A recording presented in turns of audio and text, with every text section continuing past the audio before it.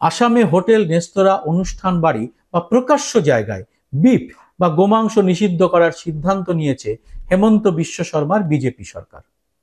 আর BJP থেকেই মেঘালয়ের বিধায়ক শানবর সুলাই এর প্রতিবাদ করে বলেছেন, সাপ, ব্যাঙ, ইঁদুর, নানা রকম পোকা এসব লোকে খাচ্ছে, তা নিয়ে কারো মাথা ব্যথা নেই, যত মাথা ব্যথা গোমাংস নিয়ে। তিনি বেঁচে থাকতে মেঘালয় বিফ নিষিদ্ধ করতে দেবেন না বলেও জানিয়ে দিয়েছেন। আবার অন্যদিকে ইলেকটোরাল বন্ড বা নির্বাচনী বন্ডের তথ্য সামনে আসার পর বোঝা যাচ্ছে গোমাংস নিয়ে বিজেপির দ্বিচারিতাটা ঠিক কি রকম। এই এপিসোডে বিজেপির এই দ্বিচারিতার তথ্য এবং বিশ্লেষণ আপনাদের সামনে আনবো।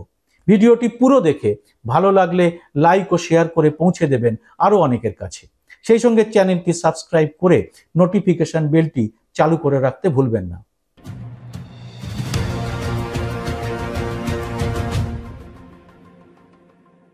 নমস্কার, সবাইকে স্বাগত।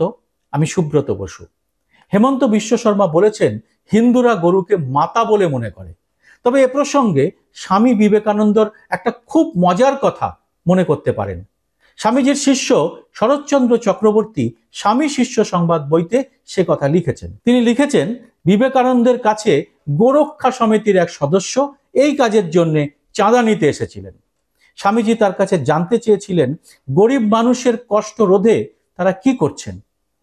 উত্তরে ওই ব্যক্তি বলেছিলেন, মানুষের জন্য নয়, গোমাতার কষ্ট দূর করাই তাদের প্রাথমিক লক্ষ্য। বিরক্ত স্বামীজি বলেছিলেন, এমন মাতা না হলে এরকম সন্তান হয়? আসামের মুখ্যমন্ত্রী হেমন্ত বিশ্ব শর্মা নিশ্চয়ই স্বামীজির এই কথা জানেন। রাজ্যের মানুষ গরিব অসহায়ের পাশেই সরকারকে আগে দেখতে চান রাজ্যের উন্নয়ন, শান্তি শৃঙ্খলা, শিক্ষা, স্বাস্থ্য ব্যবস্থার উন্নতি। আর এই জন্যই তারা ভোট দিয়ে সরকার নির্বাচিত করেন। এইসব কাজ কি শেষ করে ফেলেছেন হেমন্ত বিশ্ব শর্মা? হেমন্ত জানিয়েছেন, তিনি তার রাজ্যের হোটেল, রেস্তোরাঁয় বিফ খাওয়া নিষিদ্ধ করার সিদ্ধান্ত নিলেন। অসম সরকারের এই নিষেধাজ্ঞা অবশ্য হোটেল রেস্তোরাঁর জন্য, বাড়ির জন্য নয়। কিন্তু বোঝাই যায়, হোটেল রেস্তোরাঁয় নিষিদ্ধ হলে গোমাংস পাওয়ার সম্ভাবনা অনেকটাই কমে যাবে, কারণ এরাই বাল্ক কাস্টমার। তাই বড় সরবরাহটাই তখন বন্ধ হয়ে যাবে, ফলে সেটা বাড়িতে পেতেও সমস্যা হবে। এতে বিফের সরবরাহের চেনটার উপরই আঘাত আসবে, মানে এই ব্যবসাটির উপরই কার্যত আঘাত আসবে বিজেপির এই সিদ্ধান্তে। তাহলে কি বিজেপি চায় এই কারবারটি দেশে বন্ধ হয়ে যাক? আসুন এবার বিজেপির এই দ্বিচারিতা কিছু তথ্য দিয়ে প্রমাণ করার চেষ্টা করা যাক। এদেশের সবচেয়ে বড় গোমাংসের এক্সপোর্টার বা রপ্তানিকারী আলানসান্স গ্রুপ। এই কোম্পানি ভারত থেকে রপ্তানি হওয়া গোমাংসের 31.29% সরবরাহ করে। আরো একটা মজার তথ্য, ভারতের শীর্ষ 6টি গোমাংস রপ্তানিকারী সংস্থার 4টেরই মালিক হিন্দু। গোমাংস বিক্রিতে আপত্তি থাকলেও তাদের লাভের কারবার থেকে দলীয় শ্রীবৃদ্ধির জন্য চাঁদা নিতে কিন্তু বিজেপির কোনো ছুতমার্গ নেই। কিরকম? এই আলানসান্স 2019-20 সালে বিজেপিকে ইলেকটোরাল বন্ডের মাধ্যমে 2 কোটি টাকা চাঁদা দিয়েছে। ওই একই সময় আরেকটি হিন্দুত্ববাদী দল শিবসেনাকে তারা চাঁদা দিয়েছে 5 কোটি। সারা পৃথিবীতে গোমাংসের প্রধান সাপ্লায়ার যে 2-3টি দেশ, তার মধ্যে কখনো দ্বিতীয় বা কখনো তৃতীয় স্থানে থাকে ভারত। প্রথম স্থানটি পাকাপাকিভাবে ব্রাজিলের। অস্ট্রেলিয়া কখনো 2 নম্বরে বা কখনো 3-এ আসে। দেখুন এই চার্টটি। এই গ্রাফটি বলে দিচ্ছে ভারতে কি হারে মাংসের জন্য গোহত্যা করা হয়। হত্যা শব্দটি ব্যবহার করলাম কারণ এই শব্দটাই হেমন্ত বিশ্ব শর্মা এবং তার দলের নেতারা হামেশাই বলে থাকেন। যে দেশ সারা পৃথিবীতে গোমাংসের দ্বিতীয় বা তৃতীয় উৎপাদনকারী, সেই দেশের শাসক দলের নেতারা কোন মুখে গোমাংস নিষিদ্ধ করার কথা ভাবতে পারেন? আবার সেই সংস্থা থেকেই তারা দলের জন্য চাঁদাও নেন নির্বাচনী বন্ডে। এ কেমন দ্বিচারিতা! আমাদের দেশে উত্তর পূর্ব ভারতের 7টি রাজ্যকে আমরা 7 সিস্টার বলি, যার মধ্যে রয়েছে মণিপুর, মেঘালয়, মিজোরাম, নাগাল্যান্ড, অরুণাচল এবং ত্রিপুরা। এর মধ্যে মণিপুরের অবস্থা তো অবর্ণনীয়, সেখানেও বিজেপির সরকার। আসামের মুখ্যমন্ত্রী হেমন্ত বিশ্ব শর্মার এই নিষেধাজ্ঞার প্রতিবাদ জোরালোভাবে এসেছে পাশের রাজ্য মেঘালয় থেকেই। আর সেখানে বিজেপি কিন্তু এই প্রতিবাদটি করেছে। কারণ আর কিছুই নয়, উত্তর পূর্বের বেশিরভাগ রাজ্যের বিভিন্ন সম্প্রদায় দীর্ঘদিন ধরে শান্তিতে বাস করছেন। সেখানে কে কি খাবে, কি পরবে তা নিয়ে কখনো অন্য সম্প্রদায়ের মাথা ব্যথা হয়নি।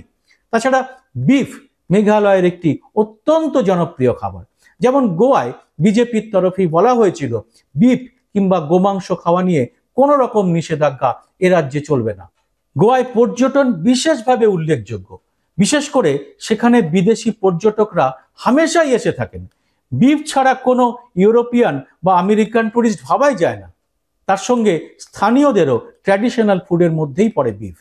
তবে হেমন্ত বিশ্ব শর্মার এই সিদ্ধান্তের প্রতিবাদে মেঘালয়ের বিজেপির বিধায়ক গরুর মাংসের সঙ্গে সাপ, ব্যাঙ, ইঁদুর এই সমস্ত প্রাণীর মাংসের কথাও বলেছেন এসব যদি মানুষ খেতে পারে তাহলে গরুর মাংসই বা খাবে না কেন? এর আগে আমরা দেখেছি শ্রাবণ মাসে মাছ খাওয়া নিয়ে ট্রোলড হতে হয়েছে বিহারের আরজেডি নেতা তেজস্বী যাদবকে। কেন শ্রাবণ মাসে আমিষ খাচ্ছেন তিনি? এটা নাকি হিন্দু বিরোধী। বিজেপি যদি কোনোভাবে এ রাজ্যে ক্ষমতায় এসে পড়ে তাহলে শ্রাবণ মাসে বাঙালির মাছ খাওয়া কি তাহলে লাটে উঠবে চিকেন এবং পাঁঠার কারবারও? আর কি হবে তাহলে এই ব্যবসার সঙ্গে জড়িত লক্ষ লক্ষ মানুষের? ভারতের সংবিধানে গোমাংসের উপর নিষেধাজ্ঞা নেই, সুতরাং কোন রাজ্য সরকার এভাবে গোমাংস নিষিদ্ধ করতে পারে কি? গত কয়েক বছরে গোমাংস খাওয়া বা সঙ্গে রাখা বা নিয়ে যাওয়া নিয়ে রীতিমতো প্রাণহানি এবং নির্যাতনের ঘটনা ঘটেছে বেশ কয়েকটি। বাংলার সাবির মল্লিককে হরিয়ানায় পিটিয়ে মারা হয়েছে স্রেফ সন্দেহের বশে। পরে দেখা গেছে তার বাড়িতে রান্না হয়েছিল মাটন বা পাঁঠার মাংস। বিজেপি বা হেমন্ত বিশ্ব শর্মার মতো বিজেপি নেতারা যখন গরুকে গোমাতা বলেন তখন মনে হতেই পারে এই প্রাণীটির প্রতি তাদের একটা বিশেষ ইমোশন বা দরদ আছে। কিন্তু বিদেশি মুদ্রার লোভনীয় বাণিজ্য কিন্তু তারা তাদের মায়ের প্রীতির থেকেও বেশি জরুরি বলে মনে করেন। সেখানে তাদের দলের নেতাদের কিন্তু কোনো আপত্তি দেখা যায় না। আসলে বিজেপির এই ভাবনার মূলে কিন্তু রয়েছে ভোট এবং ক্ষমতা দখল। গরুর প্রতি প্রেম এখানে গৌণ। এই ভোটের ভাবনা থেকেই তৈরি হয় গোরক্ষক বাহিনী, যাকে মোদি একসময় নিজেই দুষ্কৃতীদের দল বলেছিলেন। मैंने देखा है कि कुछ लोग जो पूरी रात एंटी सोशल एक्टिविटी करते हैं लेकिन दिन में गौरक्षक का चोला पहन लेते हैं। কিন্তু তাতে বন্ধ হয়নি এদের তাণ্ডব। আসলে স্বামী বিবেকানন্দের ভাবনা নয়, এদের মাথায় ইসলাম ফোবিয়া ঢুকিয়ে দিয়েছে বিজেপি এবং আরএসএস। গরুর কল্যাণ করার কোনো উদ্যোগই নেই এদের। এই বেওয়ারিশ গরুর জন্য অনেক রাজ্যের কৃষকদের এখন রাতের ঘুম শিখে উঠেছে। রাস্তাঘাটে প্লাস্টিক খেয়ে মরছে গরু। গরুর কল্যাণ এবং সুচিকিৎসায় আমাদের টেক্কা দিয়েছে অস্ট্রেলিয়া সহ সব উন্নত দেশই। আমরা শুধু গোমাতা বলেই খালাস। আসলে বিষয়টি একেবারেই অন্য। গো হত্যা বিজেপি নিষিদ্ধ করতে চায় শুধু দেশের মধ্যে মুসলিমদের টার্গেট করার জন্যই। ভোটের বাজারে এটা খুব সহজ প্রচারের হাতিয়ার। কিন্তু বাণিজ্যের জন্য কি পরিমাণ গোহত্যা করা হয় তা কি চাপা দেওয়া যাবে? এদেশে কাশ্মীর থেকে কন্যাকুমারী পর্যন্ত ভারতের ম্যাপটা যদি আপনি বিছিয়ে দেখেন তাহলে দেখবেন শুধু যে গায়ের রং, পোশাকের বিভিন্নতা এসব রয়েছে তা নয়। বহু ভাষাভাষী এই দেশে, বহু ধর্মও রয়েছে, বহু জনজাতি, উপজাতি, এবং এদের প্রত্যেকের খাবারের অভ্যাস কিন্তু আলাদা আলাদা। শুধু বিভিন্ন রকমই নয়, অনেক সময় তা বিপরীত রকমও হতে পারে।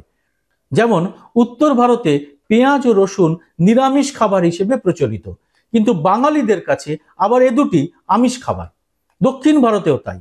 নির্মলা সীতারামন তাই বলেন পেঁয়াজের দাম বাড়লে তার কিছুই এসে যায় না, কারণ তিনি পেঁয়াজ খান না। हाँ, मैं इतना लहसुन प्याज नहीं खाती हूँ जी, सो डोंट वरी। मैं ऐसे परिवार से आती हूँ जहाँ अनियन प्याज का मतलब नहीं रखते हैं। এরকম একটা হিন্দি প্রবাদই আছে, আপ রুচি খানা, যে যার নিজস্ব রুচি মতো খাবার খেতে পারেন এই দেশে। ভারতের সংবিধান তাদের সে অধিকারও দিয়েছে। হেমন্ত বিশ্ব শর্মার এই নিষেধাজ্ঞা মুসলিমদের টার্গেট করে হলেও উত্তর পূর্ব ভারতের জনজাতি উপজাতিদের মধ্যেও বিফ খাওয়ার প্রচলন রয়েছে। অসমের হোটেল রেস্তোরাঁয় এই নিষিদ্ধকরণ হলে নিশ্চিতভাবেই তা বিদেশি পর্যটকদের কাছেও একটা ভুল বার্তা যাবে। কিন্তু তাতে কি, ভোট বাজারে গোমাতা এবং গোমাংস পাশাপাশি রেখে মেরুকরণের এই চেষ্টা বিজেপি চিরকাল করে এসেছে। সভ্যতার আদিকাল থেকেই গরু মানুষের অত্যন্ত প্রিয় একটা প্রাণী।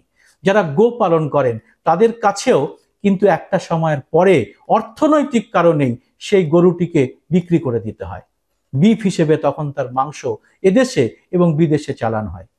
আসলে জিনিসপত্রের অগ্নিমূল্য থেকে, দেশে যে ভয়াবহ কর্মহীনতা তৈরি হয়েছে তা থেকে, মানুষের সঞ্চয়ের টান পড়া থেকে, অর্থনীতির ক্রমশ বিধ্বস্ত হওয়া থেকে সাধারণ মানুষের দৃষ্টি ঘোরাতে চায় বিজেপি। আর এ কাজে সবচেয়ে সহজ রাস্তা ধর্মের সুরসুরি দেওয়া। এই সুরসুরি কখনো দেওয়া হয় মন্দির মসজিদ ইস্যু তুলে, কখনো আবার গোমাংসের কথা বলে। হেমন্ত বিশ্ব শর্মা বা শুভেন্দু অধিকারীরা যেসব কাজকর্ম করে বেড়াচ্ছেন তাতে কি দেশের শান্তি সৌভ্রাতৃত্ব রক্ষা করা যাবে? স্বামীজির কথা মনে করুন, গরিব অসহায় মানুষের কথা ভাবাটাকেই তিনি কিন্তু অগ্রাধিকার দিতে চেয়েছিলেন। স্বামীজির সেই কথাটি কি তাহলে আবার বড় সত্যি হয়ে দেখা দিচ্ছে? এমন মাতা না হলে কি এরকম সন্তান হয়? জবাব দেবেন আপনারা কমেন্ট বক্সে। জয় হিন্দ, সত্যমেব জয়তে।